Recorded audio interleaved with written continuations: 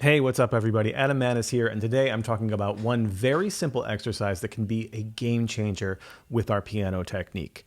So I've been doing a series of daily guided practice sessions, and our Open Studio members have been flooding me with emails and messages, all talking about the results they've been seeing from practicing this one very basic exercise. So I'm going to explain this exercise to you today, but not only that, we're going to practice it together. We're going to do a guided practice session where I demonstrate the exercise, and then we practice it with me and my trusty metronome here together. And yeah, it should be really fun. By the way, I just released a new course on Open Studio called Piano Finger Independence. You can check out the link here in the description. We go through all iterations of this exercise and really try to hit some piano finger independence from all sides. So check that out.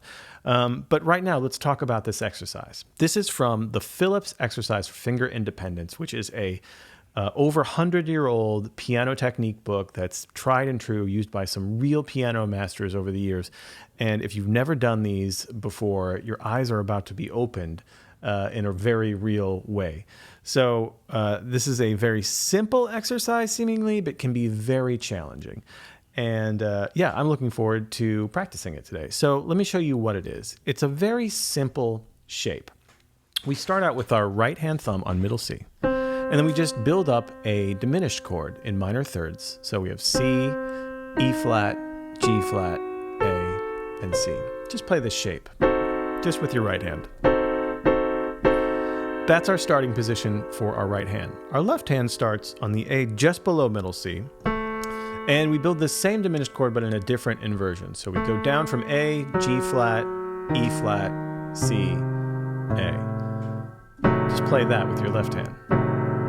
Get a nice feel for how it sounds, how it feels, how it looks. And you'll notice that when both hands play together, as they will when we play the exercise, we're just stacked in minor thirds for a giant two-fisted diminished chord. Sounds redundant, but it's going to sound really cool in just a second.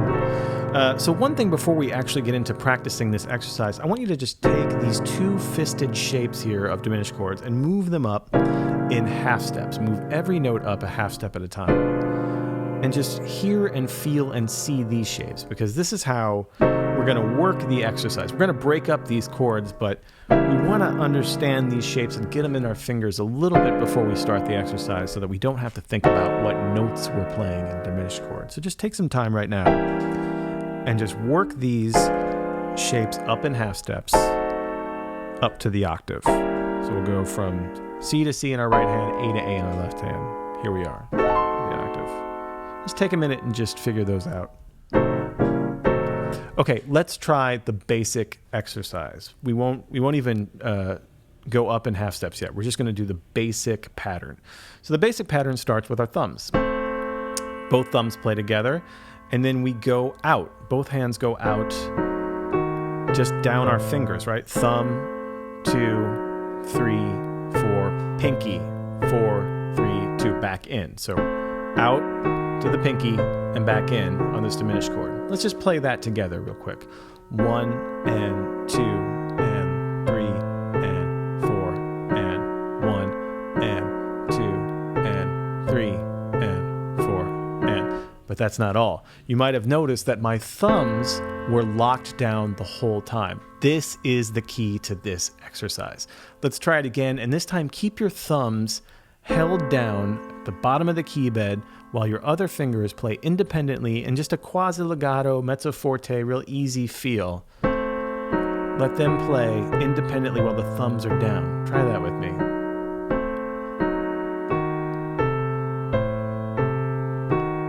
Again, if this is your first time trying this, you're probably like, oh, yeah, this is the exercise. And you can see why this could be beneficial if you haven't done this before. So what's happening here when we hold our thumbs down is we're activating some bigger muscles that usually assist our little fingers down our hands. And when they're activated, they're not able to assist them.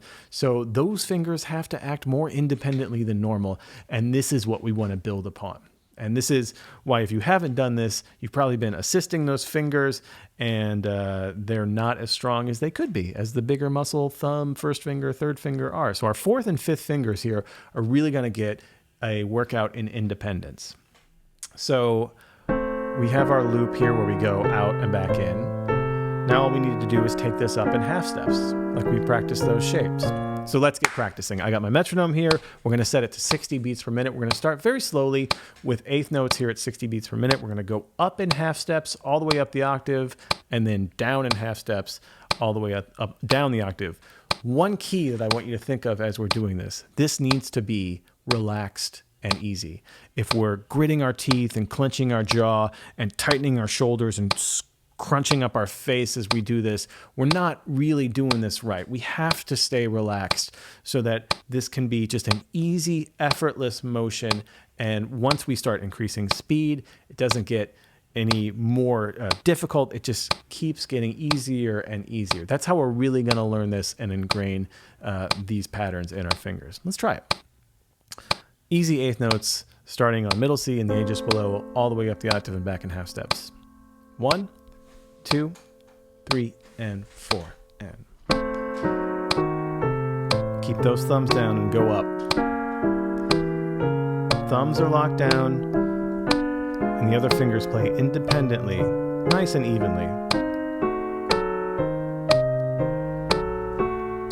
You want to stay relaxed, nice and easy.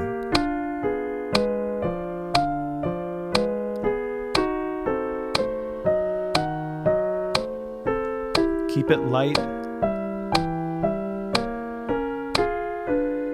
Make sure that every note is as even in volume and duration as it can be to the previous note. Here we are at the octave. What a nice big breath at the turn. Let's go back down.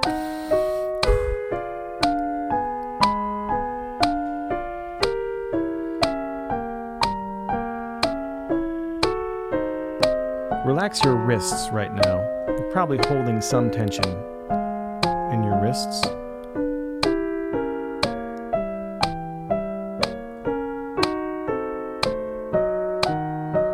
Keep those thumbs locked down, and the other fingers play independently. Relax your shoulders right now.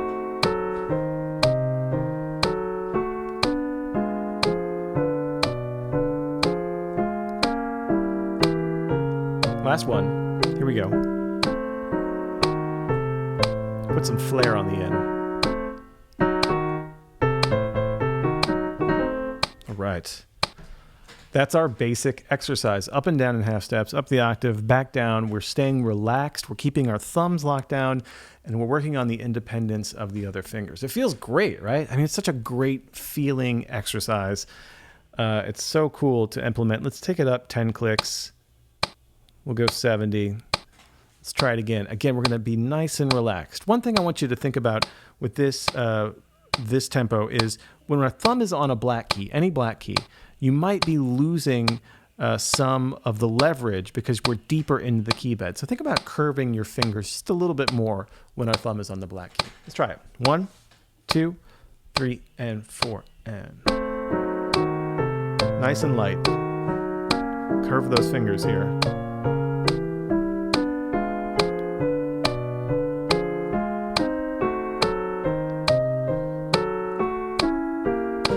Keep our thumbs down. And the rest of our fingers nice and relaxed and even, playing independently.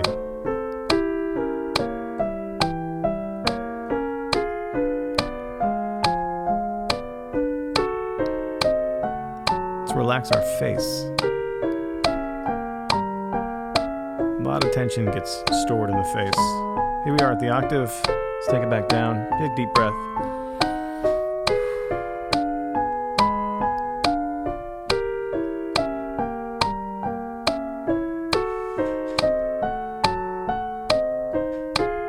Nice and easy, completely effortless. Just keeping our thumbs locked down there in an easy way.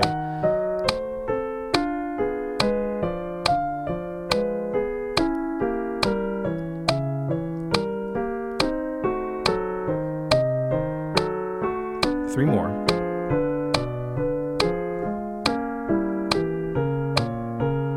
Last one. Here we go. flare. All right. Feels good. Shake it out if you need to.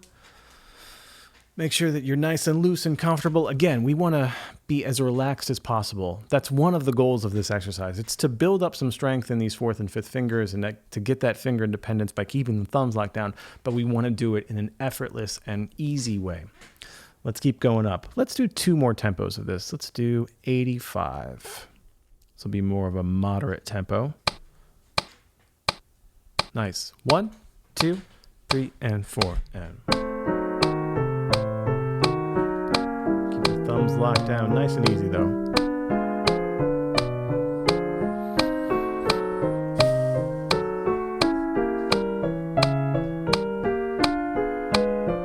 Relax your wrists.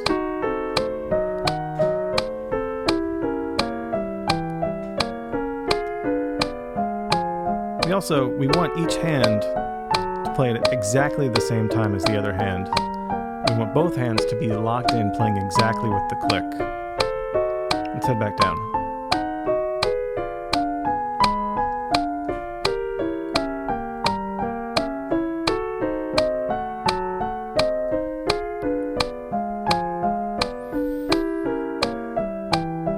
Keep it light. Don't let any unnecessary tension creep in. Easy breezy.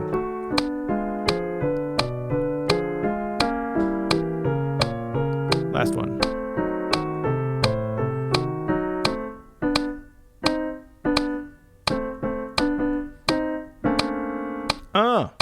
That feels great. All right, let's do one more tempo. We're going to bump it all the way up to 100 beats per minute. Shake it out. Take a big deep breath in through your nose, out through your mouth. This will be our last tempo of the day. Let's do it. Nice and easy and relaxed.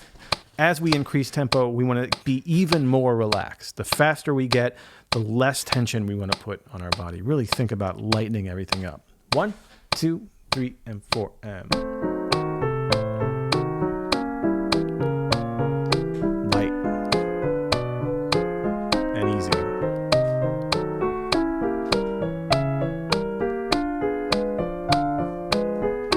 Lock in with that click. Keep those thumbs down. And no sustain pedal. Let's do some natural legato here. Big deep breath going down.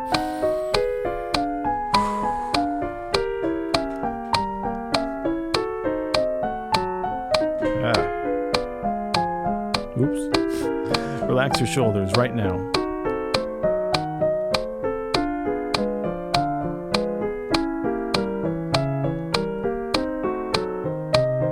Easy and effortless. Last one. There we go. Put some flair on it.